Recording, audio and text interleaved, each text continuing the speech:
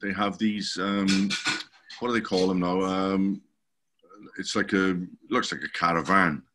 Not like an old gypsy style caravan, railway carriage type, but they're so well equipped.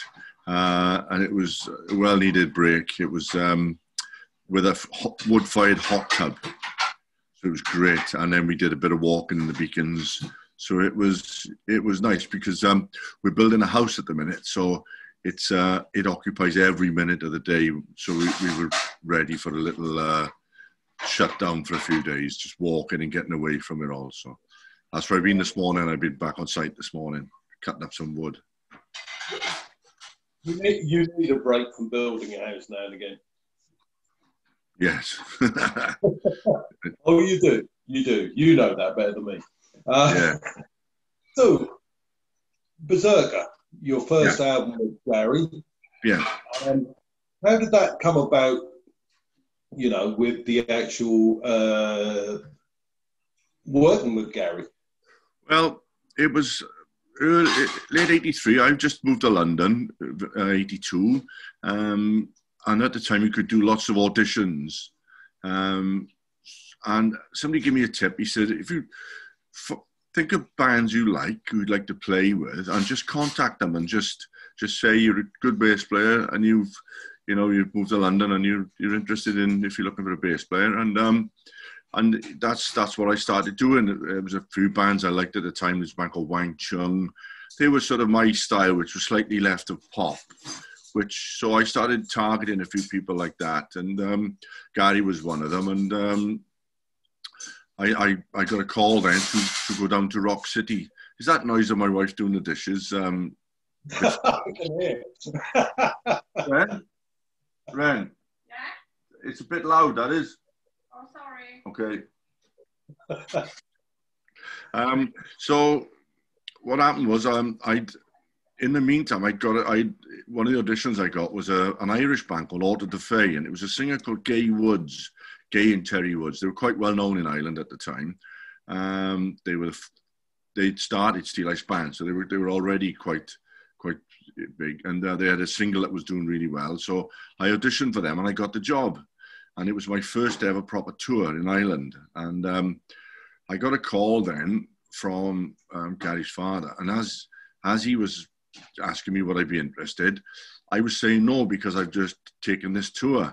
So as I was saying no, I realized, it's the wrong Gary. I'm saying no. So during the conversation, I tried to backtrack and get out of it. I said, well, look, these are the dates. I'm sure I can come down and we can see how it works together. And that's what happened then. I managed to swing it back around, and then I turned up in Rock City, and then I played on a track called Cold Warning, and that was the start of that Berserker album. And then what happened was the dates just seemed to work in my favor because I was still able to do the Irish tour, and then I come back and the next few years seemed to run like that, back and forth to Ireland and then doing the tours. And in fact, I remember some of the Numan fans coming out to Ireland to see me in the Irish band. Yes, I remember them coming out and turning up, and it was nothing to do with. And Gay got a little bit. She didn't like it, She said, "This is not Gary Numan." So that was yes, and I have fond memories of down in Rock City because it was on the Shepperton film site. So they were great fun. You could watch all sorts of crazy stuff going on. That was my first experience on a film set, really, and you could watch all the filmings going on. And one day they were doing Wild Boys, the Duran Duran video. So you'd go into the cafe bar bit, and there was all these crazy dressed people. So and also we used to do the production rehearsals down there with all the lights, So it was great fun. I loved it down in Rock City. It was really good. And I did a lot of, when Gary had the Numan label, I did lots of played in other bands and other sessions going on there. So I was back for it quite a bit. I had a great time down there. Yeah. Then you done the Fury. Yeah. And you done co-written 2 songs on that one. That's right, yeah. And how that came about was during the Berserker tour, I had these ideas for riffs and bits of tunes, and we would jam them in the sound check.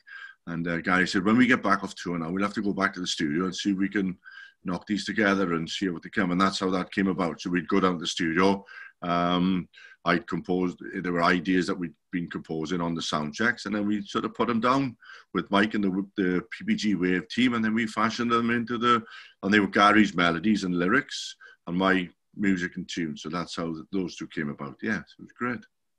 Did you spent most of your mid-80s to the end of the 80s with Gary, didn't you? Yeah, that's right. Yeah. You've done quite a few, I mean, you've done with the Metal Rhythm and the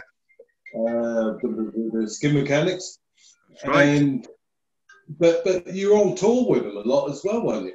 That's right. Yeah, I did. Yeah, I really enjoyed the tours. The only one I didn't do in the 80s was I was away. I was with an artist called Phil Sarchi, and he was supporting Level 42 on there, and they were doing the Running in the Family tour, which was a huge. They were selling 10,000-seater venue. So that was the only year of the 80s I think I didn't do. I was away on that tour. It was all around Europe at the same time, and I unfortunately committed to that one. So so that was that. Yeah, but the Fury sticks up with me because it was such a harmonious tour. Everything clicked with every little department.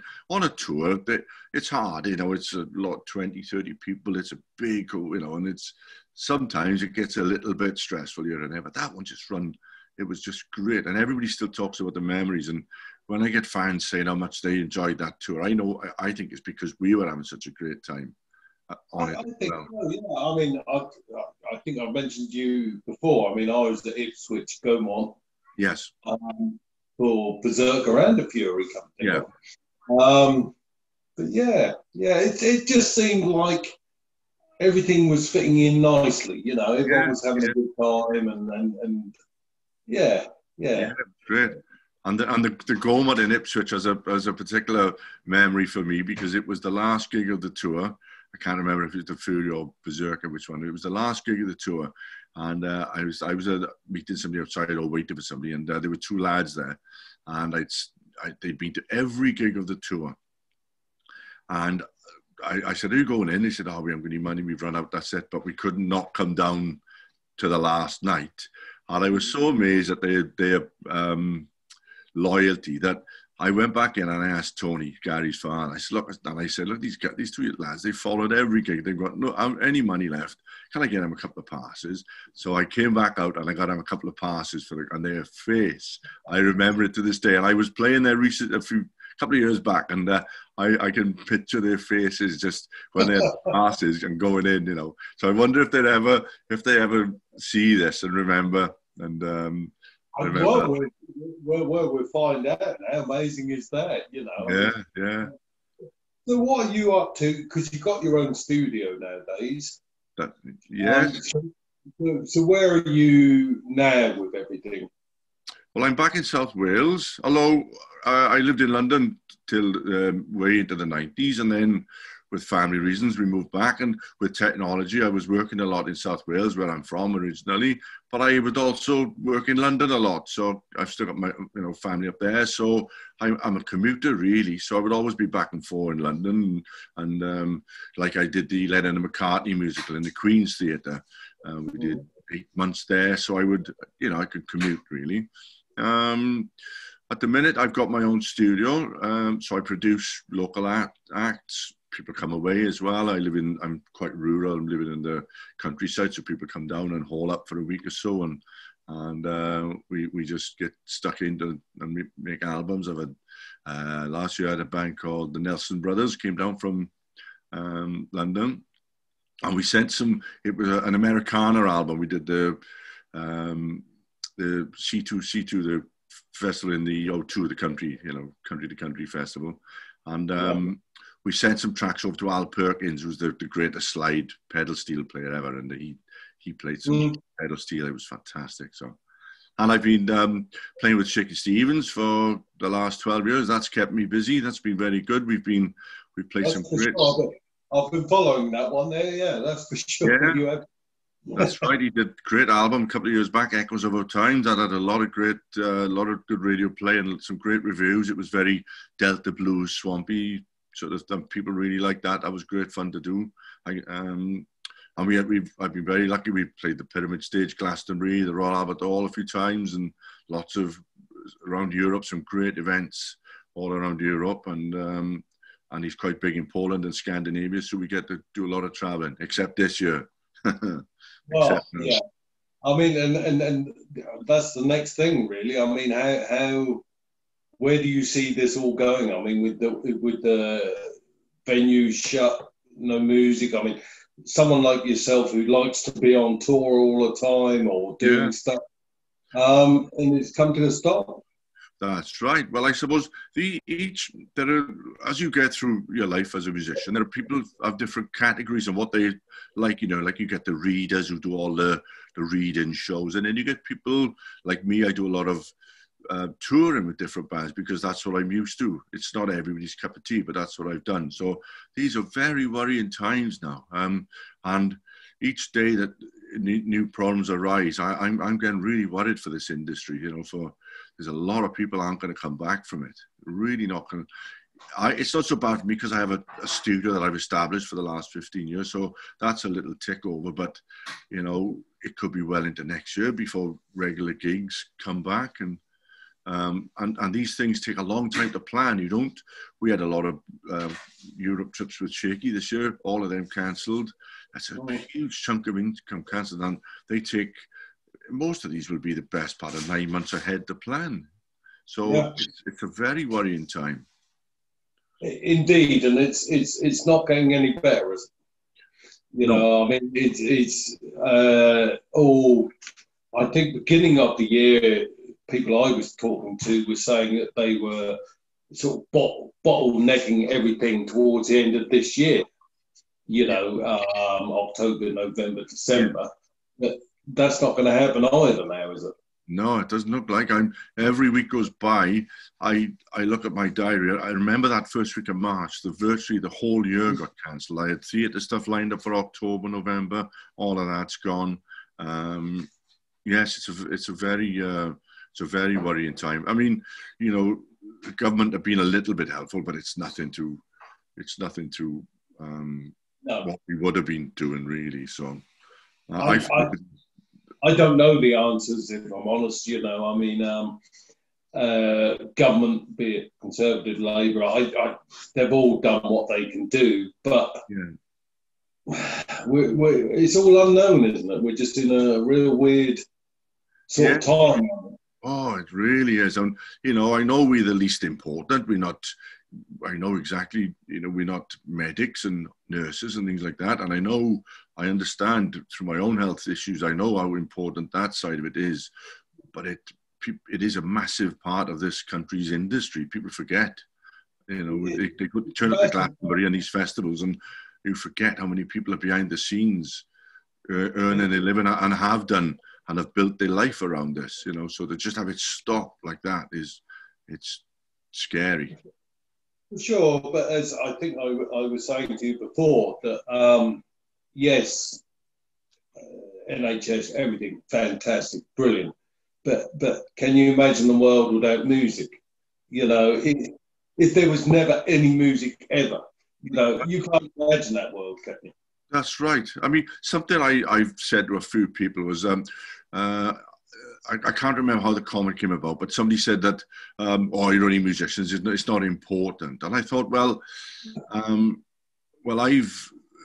a lot of people have given our life to it. And I thought, well, okay, if us as music makers are not important, then take music off everything. Take it off the television, take it off the radio, take it off everything, everywhere.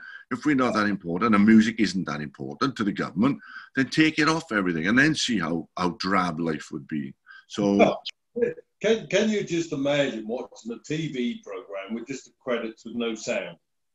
I mean, and that's as simple as that, isn't it? Yeah. Let alone, you know, the enjoyment.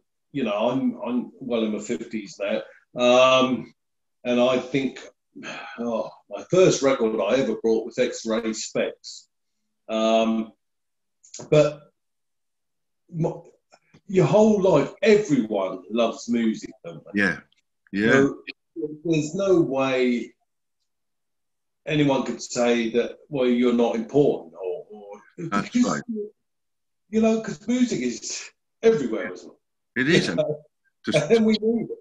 I've always said it's my life's blood. And Yeah. for a lot of people, it's your life's blood, you know. So and it's been an interesting time. This is the longest in my entire life that I've never gone without doing any music, either gigs. And with the lockdown where we were, nobody could travel. So I spent 4 months with nobody coming anywhere near the studio because nobody could really, you couldn't travel. So that is the longest in my entire life. Not even, and I found it quite uninspiring to pick up an instrument because there wasn't much to aim for. It was all a bit of an unknown. So I found it quite uninspiring, really. I had to force myself to practice and keep on top of things, you know. It's funny, really, because now you've said that, I've been thinking to myself, people who are artists, or bass players, whoever, drummers, whatever, I'm thinking, well, this must be quite good for them because they can practice, they can do this, they can make you write songs. And yeah. But as you rightly said, there's no reason to. Do you know what I mean? It's yes. Well, there's a reason to, but yes, there's no game plan to aim for. Yeah, that's what I'm finding it tough now, because there's a lot of projects I've got to complete and finish, but we can't see an end goal, and that's quite frustrating. And it seems to be changing day by day as well. You know, everything is. I mean, I'm meant to be going to Greece in 3 weeks' time. In fact, 3 weeks' time, I should be there. What part are you going? I'm just going to Corfu. I go to Corfu every year, and but we'll see. Yeah. I'm not going to get excited until about a day before, and if they bring in a lockdown on it, I'm fairly buggered because I won't be getting home. So right, I hope they don't bring another lockdown. Who knows? I mean, I must admit, because my wife Amanda, she's a travel agent, and she's self-employed and works from home. One of my sons flies with British Airways, right, and I'm self-employed. So when we went into lockdown, we were all at home. None of us had a job. My wife pointed out the fact, this morning, in fact, and I don't know why she pointed it out, but divorce rates were up 25%. I had plenty of things to get on with. That's all apparently, So,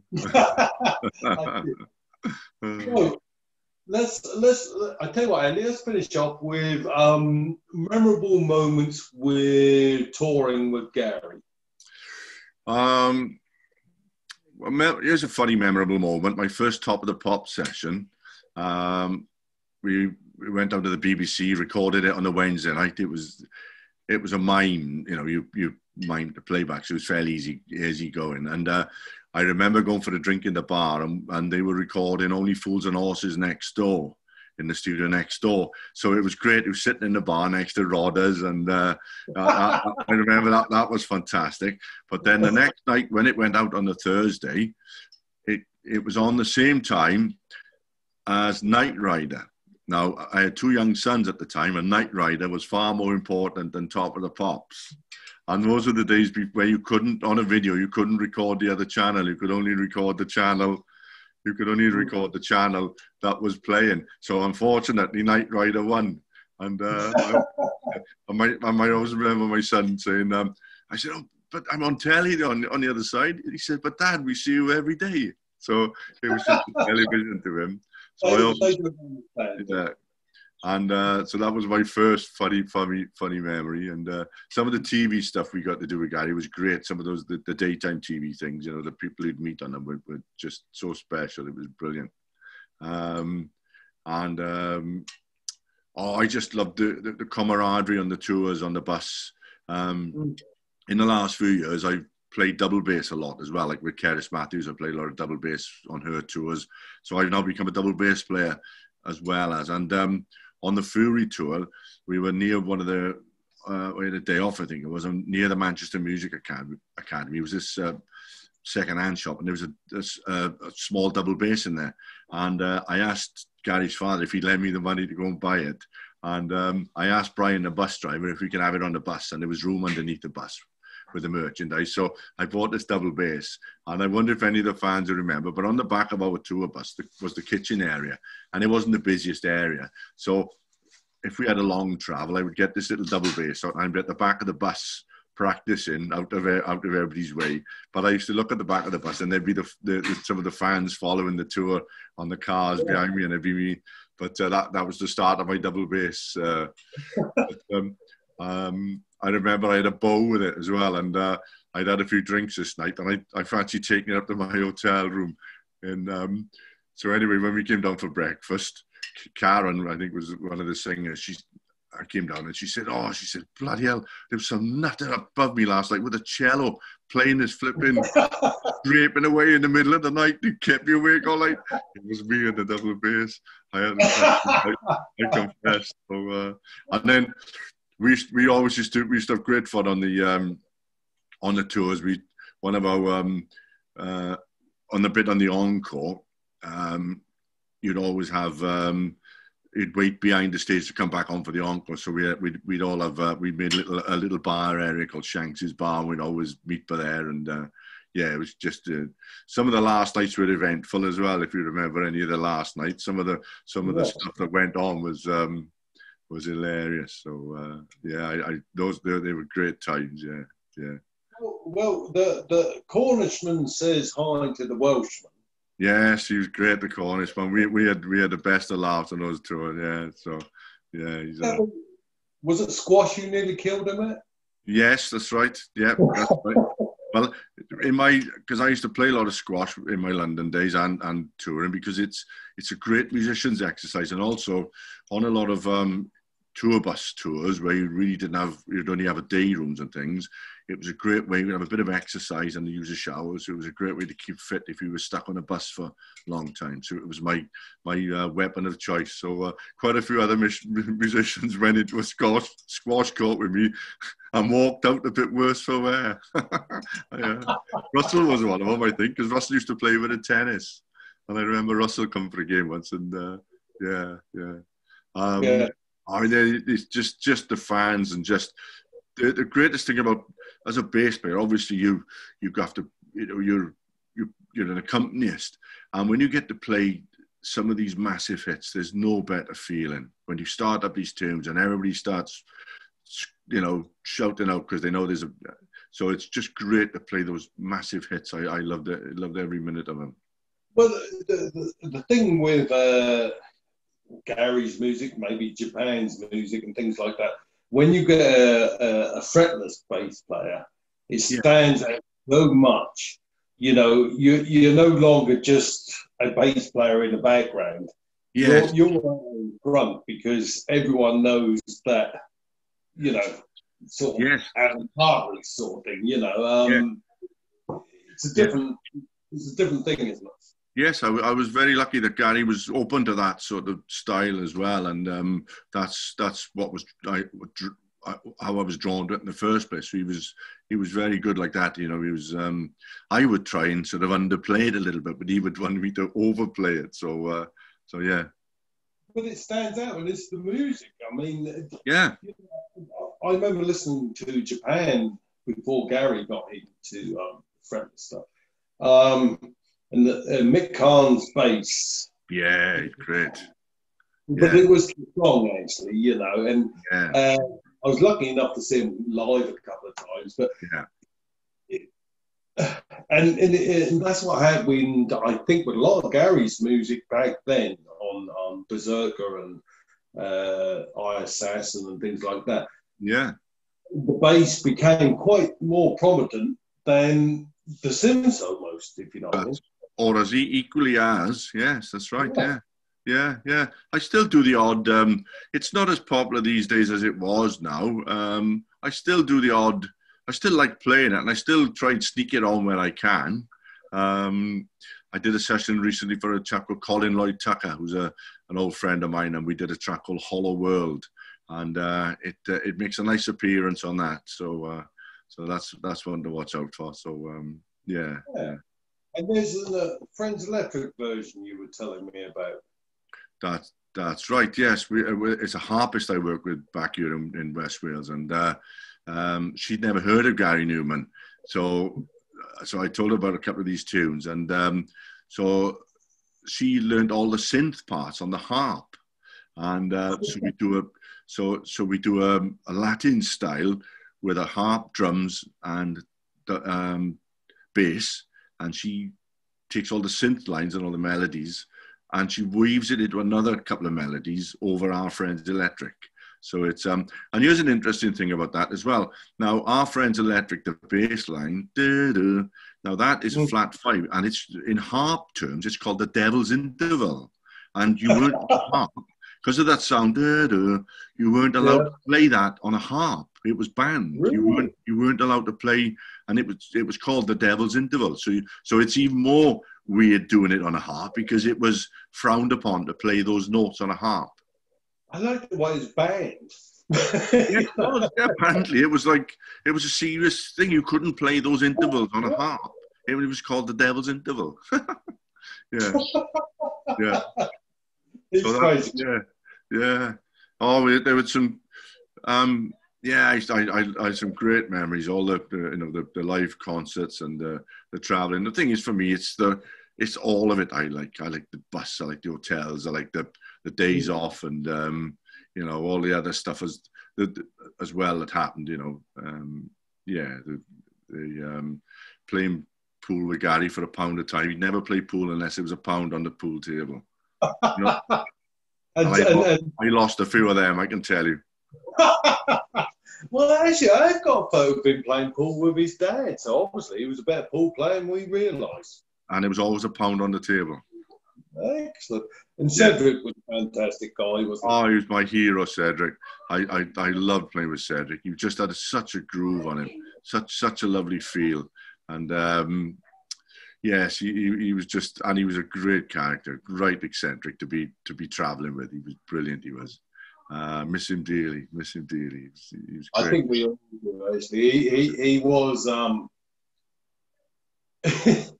Yeah, he's just a character. He got excited about things, didn't he? Yeah. And you miss people in the world who get excited about anything.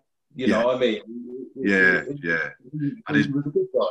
I always picture him with his brandy and his cigar. He loved his brandy and his cigar. That's I always picture him with that. Yeah, it's great. Yeah.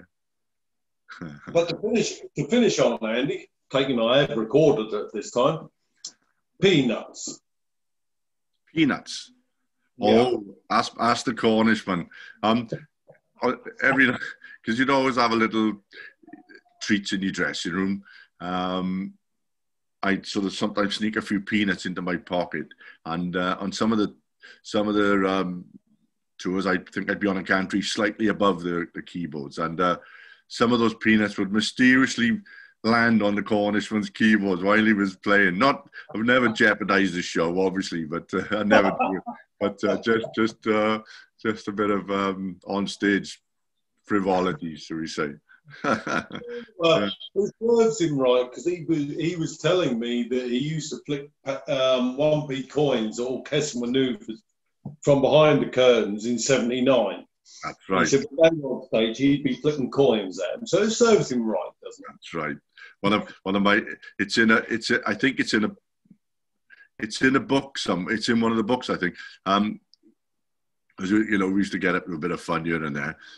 Dennis, one of our roadies, I used to swap bases, and if it was getting hot, I used to take my jacket off. So at one point in a quick turnaround, I used to give him. He'd hold two bases, so both his hands would be holding one. So I'd swap one bass to the other, and take my jacket off, and then put the bass back on. So I don't know where the idea come from, and somebody forced me into it. But I had one of the girls' lipstick. So while Dennis was there, with both hands occupied, I remember covering him up in lipstick, grabbing the other bass, and walking on stage. And I think there's a photo of me doing him up, But he got his revenge on me, because I went to take a sip of my orange juice at the side. I went straight back on stage. As I got on stage, they put Tabasco in the orange juice. So I'm on stage, and I can remember, ha, ha, ha. and he was looking over. So there we are. That's 1-1. So we had great fun on the stuff that went on. So. Yeah, and I'm pretty sure if we were in a pub somewhere, we'd talk about it until the sun comes up. Oh my word! Oh, we could. Yeah. It's been. I'm trying to remember all there's so many events now. When we sign off now, I'll be thinking, oh, we should have said about that one now. And yeah. I'll tell you what, Andy. I mean, let's do it again. Yeah. I mean, all I know is poor old Cedric's got a photo of you and Russell. Well, I'd say you and Russell, certain parts of you and Russell.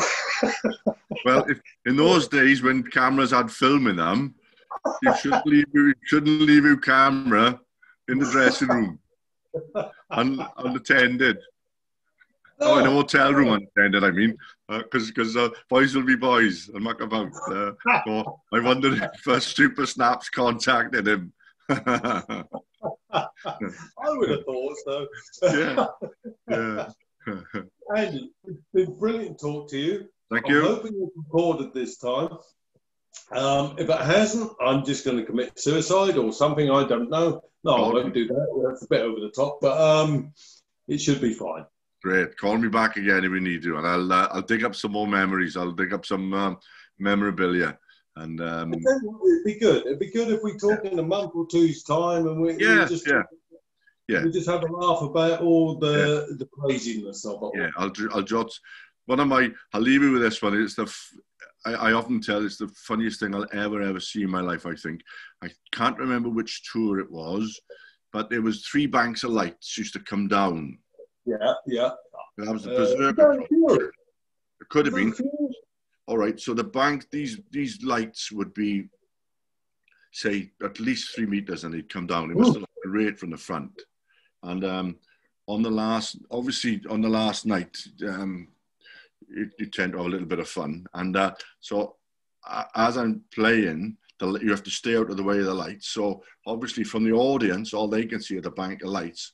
But us boys behind the lights on the stage, obviously these lights are now facing Karen and I think it was Kit, the 2 girls. So all the audience sees this bank of lights, but behind the bank of lights, Shanks, the lighting man, had climbed up right through the truss, placed himself on the bank of lights. All he had on was a cape. Well, I'm looking up. Me and Russell are looking up. I can't play for. I'm in tears. All the girls can see is a man with a cape. All the audience can see are lights. Anyway, I remember I'm on stage with tears rolling down my eyes trying to play because I'm looking up, and there he's in the truss, and all the girls can see his best bits. And then the lights go back up, and he climbs across the light and truss him back down. Really? Memories like that'll stay with me forever. That was just. I would imagine so. It was just, but never jeopardized the show. It was, I had tears trying to play. It was so funny, brilliant. I tell you what, Andy, it's been brilliant, and I think maybe we'll just do a show called Memories. Yes, I'll dig out some. I don't know if it's possible to do, but I've got loads of old photos as well. I've got that only I will have on the bus and things like that. So I'll dig out. I don't know if you could see a photo. I'll dig out my photos. I'm sure if you scan them or take a photo of them and send them to me, I can somehow put it into the video. I'm assuming, and it's all fairly new to me. So. Yeah, I'll have a look. I'll dig out some interesting photos. There's some lovely ones of Beryl on the bus and things like that. He was just sleeping in Beryl's arms. There's a couple of them that I got some nice photos. I've been meaning to send them to Gary. Actually, if he'd probably be of more interest to him than me now. So I might just dig a few of them up and send them on. So. Yeah. She was a fantastic woman, wasn't she? Oh, she was lovely. She was great to me. And the boys, she loved them. She was great. Yeah. It's a shame, isn't it? Yeah. Andy, brilliant to talk to you. I'm going back to chopping a bit of wood now for my wood burner on my new house. So good man. Yeah. You want to take it? I'm going to talk to you soon. Catch you soon. Thank you, Stephen. Great. Thank you very much. See you soon, mate. There you go. Bye then. Ta-da. Oh, now, end. Oh, end meeting. Yeah, that's all right. I've just made sure I recorded it.